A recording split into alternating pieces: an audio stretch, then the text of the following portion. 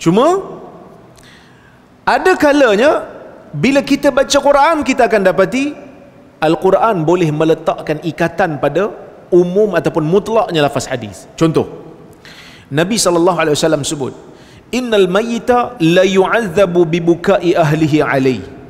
Sesungguhnya mayat akan diazab dengan tangisan keluarganya ke atasnya.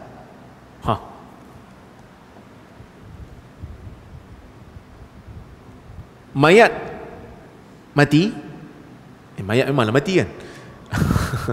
Mayat, satu orang mati jadi mayat, ahli keluarga meratap, mayat tu kena siksa.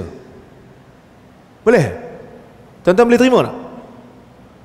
Kita tak ada buat apa pun, kita mati, kita bukan boleh larang, kita mati. Dia meratap ni benda yang haram lah. Dia meratap, dia pukul pipi, dia koyak-koyak baju, dah jadi macam Atomic Warrior dah tengok kan, dah jadi macam organ duk koyak-koyak baju kan. Kita bukan boleh buat apa, kita dah mati. Tiba-tiba Nabi kata mayat kena azab. Nampak macam macam tak kena je. Tengok dalam Quran, bila tengok dalam Quran, Allah Ta'ala jelas beritahu, wala taziru waziratun wizra ukhra. Seseorang yang menanggung beban, dia tak akan tanggung dosa orang lain. Orang yang berdosa ni, dia tak akan tanggung dosa orang lain, dia tanggung dosa dia je. Baru kita faham. Kita kena faham hadis ni berdasarkan ayat Quran ni, iaitu mayat tak akan tanggung dosa orang lain. Sebab dulu ada seorang penceramah, dia sebut, dia kata mana-mana anak yang tak semayang, mayat dekat dalam kubur akan diseksa sebab anak tak semayang. Perkataan umum macam tu bahaya tuan-tuan. Dengan ayat Al-Quran ni kita dapat faham bahawasanya seseorang yang berdosa, dia hanya tanggung dosa dia je, dia tak tanggung dosa orang lain, kecuali kalau dosa itu memang datang daripada dia. Jadi hadis Nabi ni maksud apa? Bila Nabi kata innal mayyita, sesungguhnya mayit, yu'adzabu bibukai ahlihi alaih, diazab sebab ahli keluarga meratap atas dia. Pasal apa mayat ni kena seksa pula? Sebab itulah budaya orang jahiliyah, yang mana bila mereka nak mati, mereka akan pesan kepada waris, nanti bila aku mati, kau nangis kuat-kuat sikit. Sebenarnya dalam budaya orang bukan Islam pun ada, sebahagian, bukan semua, sebahagian orang bukan Islam memang ada kan diupah untuk menangis. Tuan-tuan bayangkanlah, ini bukan nak kira menangis ke ketawa, tak kisah. Cuma kalau kita meninggal, orang yang tengok kita meninggal ketawa beramai-ramai, tuan-tuan rasa apa? Bagus juga dia meninggal. Kita rasa apa? Maksudnya orang ni jahat lah, orang tak suka kat dia. Dia meninggal, orang siap buat kenduri kesyukuran, meninggal juga dia. Ada yang sujud syukur, meninggal juga mangkuk ayun ni. Contohlah kan. Maksudnya orang jahiliah dia tak nak macam tu. Dia nak supaya dia meninggal tu orang menangis, menunjukkan dia ni ada harga dalam masyarakat, dia ni ada jasa besar. Jadi dia takut orang tak menangis, so dia pesan, nanti kalau saya meninggal, awak ratap lebih sikit, nak tunjuk saya ni ada tempat, saya ni bernilai dan berharga. Jangan ketawa pula, nangis. So pesanan itu diberikan oleh mayat. Pesanan tu diberikan oleh mayat. Jadi bila dia mati, waris meratap betul-betul. Siapa pesan? Mayat pesan. Mayat berdosa tak? Mayat berdosa. Dia bukan diazab sebab tangisan tu. Dia diazab sebab dia yang pesan, suruh meratap. Okey, tengok. Secara literasinya, secara harfiahnya, hadis ini secara zahirnya menafikan konsep yang terdapat dalam Al-Quran, iaitu seseorang tidak menanggung dosa yang dilakukan oleh orang lain. Maka para ulama hadis mentakwilkan hadis ini dengan maksud dia diseksa kerana dia yang berwasiat kepada keluarganya untuk meratap ke atas kematiannya.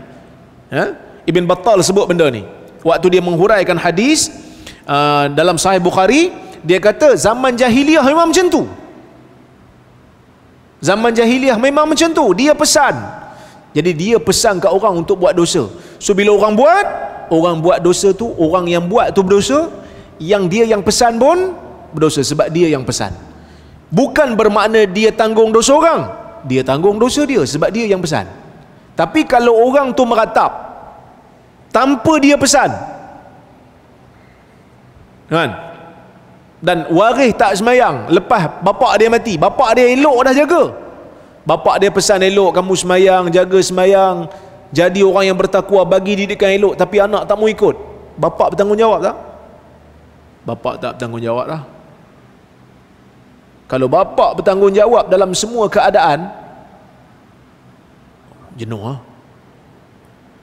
Sebab tu kita kena betulkan sangkaan suami tanggung dosa isteri.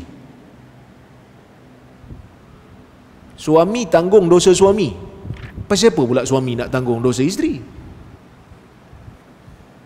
Ha? Kakak-kakak di belakang tak setuju. Suami tanggung dosa suami ke suami tanggung dosa isteri sekali? Suami tanggung dosa suami. Isteri, ustaz? Isteri tanggung dosa dia sendirilah. Sebab tu dalam neraka ramai orang perempuan. Kalau semua suami tanggung dosa isteri, isteri tak ada buat apa-apa, isteri tak perlu tanggung dosa dia, tak adalah ramai orang perempuan dalam neraka, orang lelaki dalam neraka. Habis tu yang ustaz tu cakap tuan-tuan salah faham. Ustaz tu kata suami tanggung dosa dia kalau dia tak buat tugas suami dengan betul. Dia cuai tanggungjawab dia, dia tak cegah maksiat yang dilakukan oleh isteri dia. Tu datang perkataan dayus tu. Suami tu tanggung dosa dia sebab tanggungjawab suami bagi teguran ke isteri, didik isteri. Tapi kalau suami dah jaga elok, bagi teguran elok-elok, isteri tak dengar, kan? Sembunyi-sembunyi dia buat kerja tak elok belakang suami dia, suami tak tahu. Suami tanggungjawab tak? Tak. Isteri dah tanggung dosa. Maka sebab itu tuan-tuan dan puan, kita kena faham betul-betul. Tak ada istilah orang tanggung dosa orang lain. Yang ada dia tanggung dosa dia. Kalau dia buat tanggungjawab dengan sempurna, Allah Ta'ala tidak azab dia. Sebab itu kita dulu tegur juga lah penceramah tu, alhamdulillah dia betulkan balik statement dia tu. Dia kata kalau mak bapak tak didik anak betul-betul sampai anak tak dapat, orang kata apa, tak dapat iman, tak dapat jadi saleh disebabkan ayah cuai, dan ayah tu akan bertanggungjawab lah. Kerana Nabi SAW meletakkan tanggungjawab mendidik ni pada ibu dan bapa, terutamanya pendidikan agama lah. Terutamanya pendidikan agama. Sebab Nabi kata fa abawahu yuhawidanihi au yunassiranihi au yumajjisanihi. Mak bapak tu yang bertanggungjawab. Ada kala mak bapak jadikan dia Yahudi, ada kala mak bapak jadikan dia Nasrani, ada kala mak bapak jadikan dia Majusi. Mak bapak kena jadikan anak tu berada di atas fitrah Islam. Mak bapak kena jadikan anak tu berada di atas fitrah Islam. Tapi dia kata saya pun ustaz, saya tak pandai ustaz. Mak bapak kena pastikan anak dapat pendidikan agama yang sempurna dari sudut fardu ain tu. Wallahu ta'ala a'lamu bis-shawab.